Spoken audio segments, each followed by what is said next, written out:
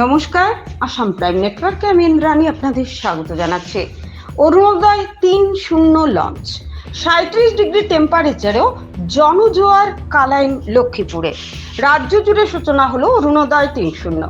অনলাইনে রাজ্যের মুখ্যমন্ত্রী হিমন্ত বিশ্ব শর্মা এই জনমুখী প্রকল্পের শুভ উদ্বোধন করেন বৃহস্পতিবার। রাজ্যে নতুন করে প্রায় ২০ লক্ষ জনগণের ভাগ্যে জুটল অরুণোদয় প্রকল্পের নামে সরকারি আর্থিক সহযোগিতা। কাটিগড়ায় সংযোজন হলো আরো ১১,০০০ অরুণোদয় হিতাধিকারীর নাম। এই উপলক্ষে বৃহস্পতিবার কাটিগড়া সমষ্টি লক্ষ্মীপুরে আয়োজিত হলো বিশাল জনসমাবেশ। ৩৭ ডিগ্রি টেম্পারেচারে লক্ষ্মীপুর জিপি অফিসে কম করেও ৭,০০০ পুরুষ মহিলার উপস্থিতিতে আয়োজিত সভায় মুখ্য অতিথির আসন অলংকৃত করেন রাজ্যসভার সাংসদ মিশন রঞ্জন দাস।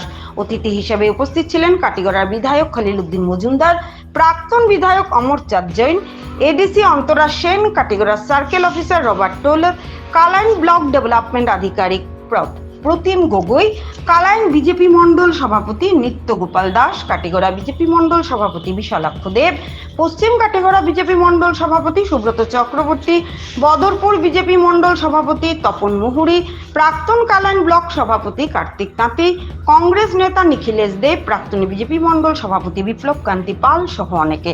কালাইন বিজেপি মন্ডল সভাপতি নিত্য গোপাল দাস তার বক্তব্যে আজকের দিনটাকে ঐতিহাসিক দিন আখ্যায়িত করে মুখ্যমন্ত্রী হিমন্ত বিশ্ব শর্মাকে প্রশংসার বন্যায় ভাসান। তার কথায় হিমন্তের আমলে বৈপ্লবিক উন্নয়ন হয়েছে রাজ্যে, আরো অনেক উন্নয়নের অপেক্ষায় আসাম। এই অরুণোদয় ৩.০ প্রকল্প ও আসাম উন্নয়নের এক অঙ্গ, তাই রাজ্যের সর্বাঙ্গীন উন্নয়নের সাথে সরকারের পাশে থাকার আহ্বান জানান তিনি। একই বক্তব্য পশ্চিম কাটিগড়া মন্ডল সভাপতি সুব্রত চক্রবর্তীরও। কাটিগড়ার বিধায়ক খলিল উদ্দিন মজুমদার সরকারি এই জনমুখী প্রকল্পটি নিরপেক্ষ বাস্তবায়নের অনুরোধ জানান।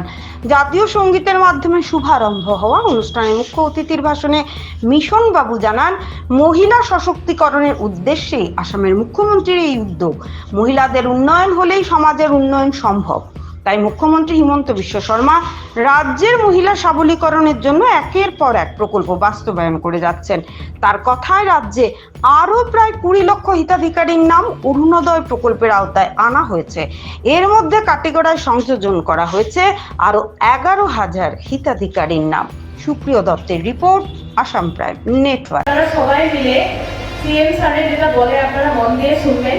এখানে সবকিছু ডিরেকশন গাইডলাইন এখানে বলা হবে যে অরুণোদয় 3-তে অলরেডি আপনারা দেখলেন যে নিত্য গোপাল দাস মহাশয় অলরেডি বলল যে এখানে কাটিগড়াতে আরো ১১,০০০ এড হবে, যেটা আগের বার বাদ পড়ে গেছিল ওগুলো ভেরিফিকেশন করে স্ক্রুটিনি করে যারা যারা বাদ পড়ে গেছে, যারা অ্যাকচুয়াল বেনিফিশিয়ারি, ওদের নামগুলো এবার অ্যাড হবে।